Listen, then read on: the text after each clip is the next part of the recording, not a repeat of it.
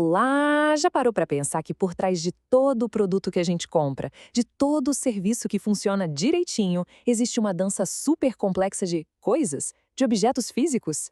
Pois é, hoje a gente vai mergulhar de cabeça na gestão de materiais e entender como essa área, que muitas vezes fica nos bastidores, faz o mundo dos negócios girar. Sabe essa mágica de chegar no mercado e encontrar tudo lá, ou de uma fábrica que nunca para por falta de uma pecinha? Então, não é mágica, não. A resposta para isso é gestão de materiais. É como se fosse uma engrenagem invisível que garante que tudo esteja no lugar certo, na hora certa, para que a operação de uma empresa simplesmente aconteça, sem sustos. Bom, para a gente poder falar em gerenciar materiais, a gente precisa primeiro entender o que são os recursos de uma empresa. De forma bem simples, eles são todos os ingredientes que uma organização usa para criar alguma coisa de valor e, claro, atingir seus objetivos. O nosso foco principal hoje está aqui, no recurso material. Pensa em tudo aquilo que é consumido no processo, que acaba.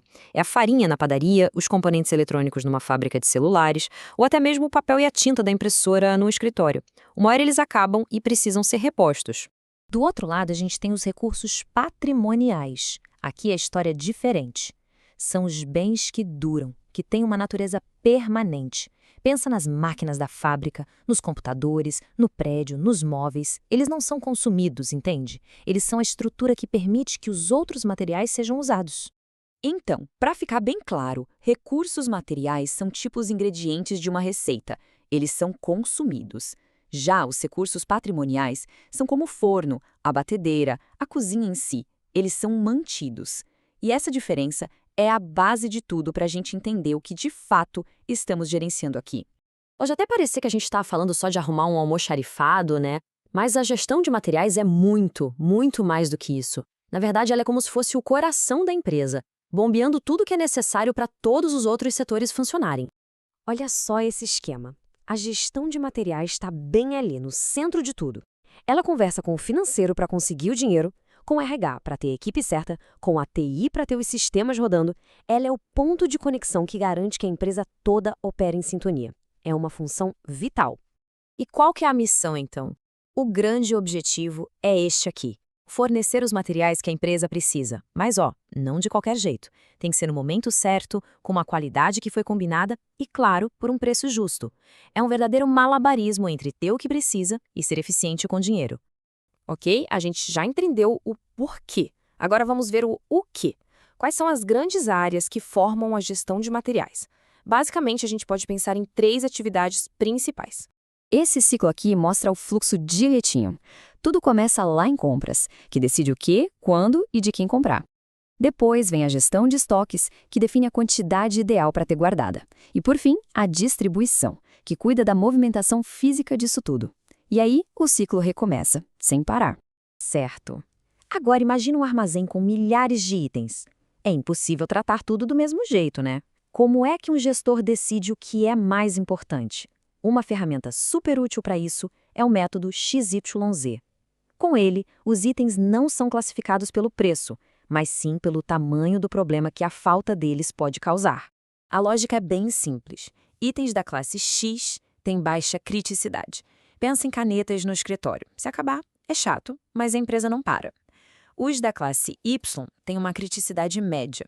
Agora, os da classe Z, esses são de criticidade máxima. A falta de uma única peça específica de uma máquina, por exemplo, pode parar uma linha de produção inteira. É crítico. O pulo do gato do método XYZ é que a pergunta não é quanto isso custa, e sim o que acontece se isso aqui faltar. É uma análise que foca totalmente no impacto da operação. É quase uma avaliação de risco para o coração da empresa. Agora, vamos mudar um pouco o foco, deixando a criticidade de lado e olhando para o valor. Para analisar o impacto financeiro de cada item, os gestores usam outra ferramenta famosa, o método ABC. A ideia aqui é seguir o dinheiro, focar a atenção onde ele está mais concentrado. Esse método se baseia no famoso princípio de Pareto, aquela regra do 80-20. A ideia é que, geralmente, um número bem pequeno de itens é responsável pela maior parte do valor financeiro do estoque. Então, é nesses poucos itens que o controle tem que ser o mais rigoroso possível.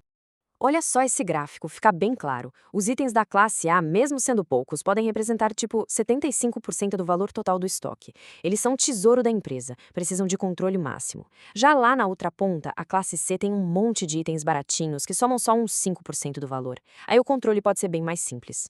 Então a gente já viu as peças do quebra-cabeça, os tipos de recursos, a importância da gestão, as ferramentas. Agora vamos juntar tudo isso para entender qual é a regra de ouro de uma boa gestão de materiais. Uma gestão de materiais que funciona bem tem alguns pilares. É preciso estar sempre de olho no mercado de fornecedores, usar a tecnologia para ter dados confiáveis, definir níveis de estoque para não passar aperto, controlar os custos de perto e ter uma logística de distribuição que funcione. Quando tudo isso roda junto, o sistema fica forte e eficiente. No fim das contas, tudo isso que a gente conversou funciona como um grande funil. Entram materiais, dinheiro, esforço, e o objetivo é que saia o máximo de resultado para a empresa com um mínimo, mas um mínimo mesmo, de desperdício. Essa busca contínua por eficiência. E para a gente fechar, fica aqui uma provocação. Se a gente trouxesse essa lógica para a nossa vida, para o nosso dia a dia, qual seria aquele item de criticidade máxima, aquele classe Z, que se faltar, para tudo? O carregador de celular? O café da manhã? É um exercício legal que mostra como essas ideias se aplicam a tudo na nossa vida.